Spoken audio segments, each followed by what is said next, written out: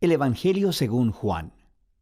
Es uno de los registros más tempranos de la vida de Jesús, y al final del libro aprendemos que fue escrito por uno de los seguidores más cercanos de Jesús, llamado el discípulo al que Jesús amaba.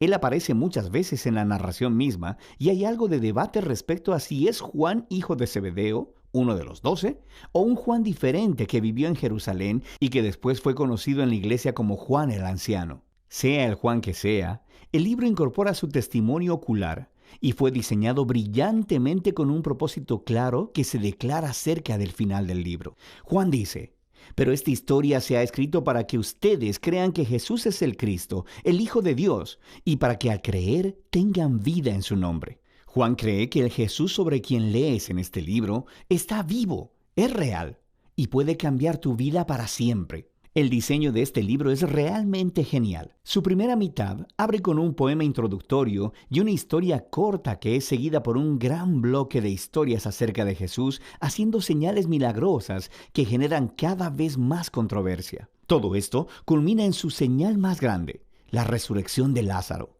la cual provoca la controversia más grande donde los líderes de Israel deciden matar a Jesús. Eso nos lleva a la segunda mitad del libro. Estos capítulos se enfocan en la última noche de Jesús y sus últimas palabras para sus discípulos, seguido de su arresto, juicio, muerte y resurrección. El libro concluye con un epílogo. En este video solo nos enfocaremos en la primera mitad. Así que el libro inicia con una introducción de 2 partes. La primera, un poema que comienza con «En el principio ya existía el verbo», que es una alusión obvia a Génesis 1, cuando Dios creó todo a través de su palabra. Ahora, las palabras de una persona son distintas de la persona en sí, pero también son la encarnación de la mente y la voluntad de esa persona. Así que Juan dice que el verbo estaba con Dios. Esto es distinto de «y sin embargo, que el verbo era Dios». Esto es divino. Y mientras meditamos en esta declaración, escuchamos más adelante en el poema que este verbo divino se hizo humano en Jesús. Luego Juan conecta con las historias del Éxodo, diciendo que Jesús era el tabernáculo de Dios entre nosotros. La gloriosa presencia divina que estaba sobre el arca del pacto se hizo humana en Jesús, lo que lleva a su última declaración, que el único y verdadero, el Dios de Israel, consiste en Dios el Padre y el Hijo que se ha hecho humano para revelarnos al Padre. Mientras consideramos estas asombrosas declaraciones, empezamos a escuchar una historia acerca de cómo Juan el Bautista se encontró con Jesús por primera vez y luego guió a otras personas a encontrarse con él y a convertirse en sus discípulos. Y una por una, mientras las personas se encuentran con Jesús, dicen en voz alta quién piensan ellos que Él es. Y en este capítulo se le da 7 títulos a Jesús. Estos títulos nos preparan para el amor de Juan por el número 7 al diseñar el libro y también declaran algo, que este ser Jesús de Nazaret, completamente humano, es el Rey mesiánico. Él es el Maestro de Israel y Él es el Hijo de Dios que morirá por los pecados del mundo. Esta es una afirmación muy grande acerca de una persona, y ahora Juan va a respaldarla a través de las historias en los capítulos del 2 al 12. Todas tienen el mismo patrón básico. Jesús hace una señal o alguna declaración acerca de sí mismo, y eso resulta en malentendidos y controversias. Y así, al final de cada historia, las personas se ven obligadas a tomar una decisión sobre quién creen que Jesús es. La primera sección muestra a Jesús enfrentándose a 4 instituciones clásicas judías, y en cada caso, Jesús muestra que Él es la realidad a la que esas instituciones señalaban. Jesús está en una boda y el vino se termina, y Jesús convierte unas grandes vasijas de agua, como 120 galones en total, en el mejor de los vinos. Y el mayordomo le dice al novio: «Guardaste el mejor vino para el final», lo que es, por supuesto, cierto. Pero Juan también le llama a esto la primera señal milagrosa de Jesús. En otras palabras, es un símbolo que revela algo acerca de Jesús. Justo como dijo Isaías, que el reino mesiánico sería como una gran fiesta con gran cantidad de buen vino. Esta primera señal milagrosa revela la generosidad del reino de Jesús.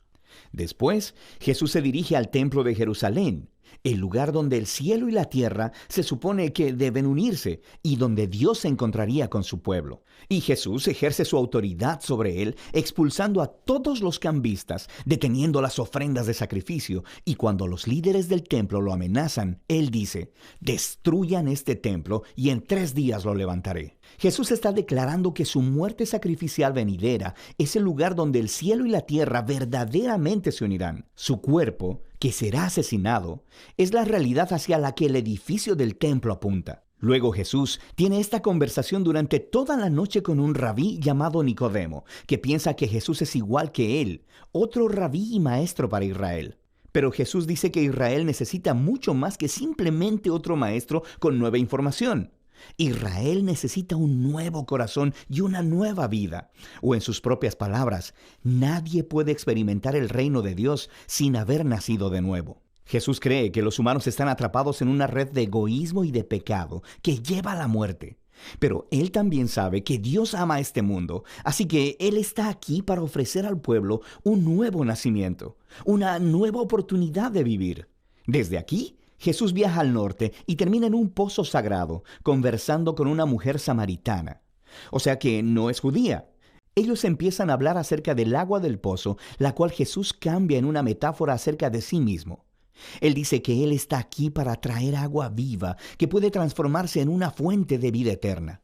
Ahora, en Juan, este término se refiere a una nueva calidad de vida, una que está llena del amor eterno de Dios, y es una vida que puede empezar en el ahora y continuar hacia el futuro. Después de esto, Juan ha diseñado otra colección de historias que tuvieron lugar durante 4 de los días sagrados judíos, o fiestas. Y de nuevo, Jesús utiliza las imágenes relacionadas con las fiestas para hacer declaraciones acerca de sí mismo. Primero, Jesús sana a un hombre paralítico en el día de reposo, lo que desata una controversia con los líderes judíos sobre trabajar en el día de reposo. Y Jesús dice que es su Padre quien está trabajando en el día de reposo, así que Él también. Y ellos entienden lo que Jesús está diciendo. Él estaba llamando a Dios su Padre, haciéndose igual a Dios. Así que quieren matarlo. La siguiente historia tiene lugar durante la Pascua, la fiesta que volvía a contar la historia del Éxodo con la cena simbólica del Cordero, el pan y el vino. Y Jesús, milagrosamente, provee comida para una multitud de miles de personas, lo cual resulta en que la gente le pida más pan. Y luego Jesús declara que Él es el verdadero pan y que si ellos comen de Él, descubrirán la vida eterna. Y esto ofende a muchas personas que dejan de seguirlo. Después de esto, hay un bloque de historias ambientadas en Jerusalén durante la fiesta de los tabernáculos, la cual volvía a contar la historia del camino de Israel por el desierto mientras Dios los guiaba con la columna de nube y fuego y les daba agua en el desierto. Y Jesús se levanta en los atrios del templo y exclama: «Si alguno tiene sed, venga a mí y beba». Y luego Él dice: «Yo soy la luz del mundo». Está diciendo que Él es la presencia iluminadora de Dios y el regalo de vida de Dios para su pueblo. Y algunos le creen y le siguen, pero otros se ofenden. Y otros aún tratan de matarlo por estas afirmaciones exaltadas. La fiesta final es durante Hanukkah, que significa rededicación. Se trata de cómo Judas Macabeo limpió el templo de los ídolos y lo separó como santo una vez más. Y Jesús se dirige al área del templo y dice que Él es aquel que Dios ha apartado como el santo y que Él es el verdadero templo donde la presencia de Dios mora. Y también dice: «El Padre y yo somos uno». Esto enfurece tanto a los líderes de Israel que empiezan a trabajar en un plan para matar a Jesús. Así que Él se aparta de la ciudad. Todos estos conflictos culminan en una última señal milagrosa. Jesús se entera de que su querido amigo Lázaro está enfermo, pero su familia vive cerca de Jerusalén, que ahora es una trampa mortal para Jesús. Jesús pudo haberse quedado lejos y hubiera salvado su propia vida, pero Él ama a Lázaro. Por lo que una vez que se entera de que Lázaro murió, Él va a resucitarlo de los muertos y le llama a que salga de la tumba, sabiendo que esto le costará su propia vida. Y por supuesto, las noticias de esta maravillosa señal se esparcen rápidamente. Y justo como Jesús sabía que sucedería, los líderes de Jerusalén escuchan lo que pasó y empiezan a conspirar para asesinarlo. Así que él entra en Jerusalén como el rey de Israel, quien es rechazado por sus líderes.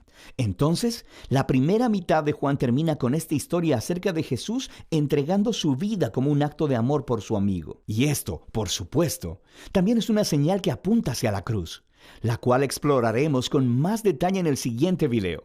Pero por ahora, esta es la primera mitad del Evangelio de Juan.